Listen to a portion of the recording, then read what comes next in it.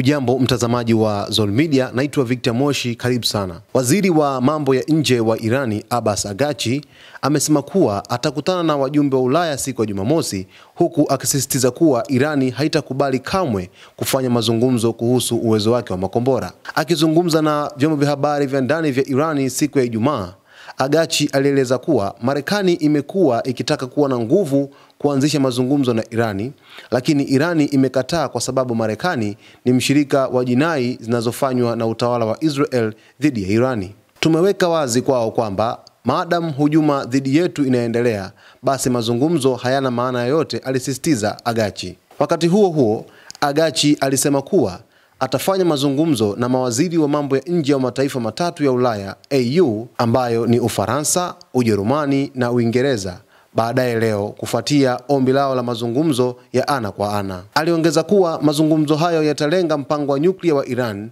kwa lengo la kupata suluhisho la kidiplomasia. Aidha, alisema kuwa kufikia sasa kila mtu anapaswa kuwa ameshuhudia uwezo wa makombora ya Irani, na akasisitiza kuwa Irani haitakubali kwa namna yoyote ile kufanya mazungumzo kuhusu uwezo wake wa makombora, kwa kuwa makombora hayo ni kwa ajili ya ulinzi wa taifa. Vile vile alieleza kuwa Baraza la Usalama la Umoja wa Mataifa litafanya kikao kwa ombi la Urusi, China, Pakistan, Algeria na baadhi ya wanachama wengine wa baraza hilo. Alikamilisha kwa kusema kuwa Wizara ya Mambo ya Nje ya Irani imekuwa bega kwa bega na majeshi ya ulinzi wa taifa hilo tangu kuzuka kwa vita mnamo Juni 13.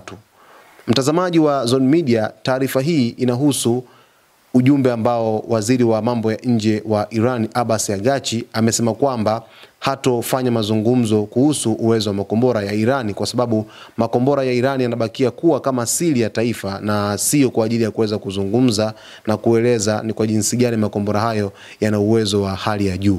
Na hiki kitu ambacho Araghchi amekizungumza hapa ni kwa sababu ya kile ambacho jeshi la Irani limeweza kuishambulia Israel kwa makombora ya hatari mno na madhara yake kuweza kuonekana kwa kiasi kikubwa sana. Sasa inawezekana mataifa makubwa yakijiuliza kwamba Iran inatumia teknolojia gani na makombora hayo yanatengenezwaje. Inawezekana wanatamani kuzungumza kuhusiana na uwezo wa makombora ya nchi ya Iran. Na Araghchi ameweka wazi kabisa kwamba yeye katika mazungumzo hayo hatozungumzia kuhusiana na uwezo wa makombora ya nchi yake ya Irani, na atazungumza vitu vingine lakini sio uwezo wa makombora ya Irani. Mtazamaji, inaonyesha kabisa wazi kwamba Araghchi ameshtukia mchezo kwa kutaka kuweka wazi mapema kwamba mazungumzo yake hayatalenga juu ya uwezo wao wa makombora. Salia na Zone Media kila siku ili uweze kufahamu nini ambacho kitakuja kuhusiana na Mashariki ya Kati, hususan vita kati ya Israel pamoja na Iran. Jina langu naitwa Victor Moshi.